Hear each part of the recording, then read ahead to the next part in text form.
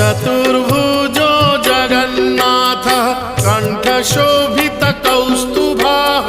पद्मनाभो देवगर्भश्चन्द्रसूर्यविलोकनः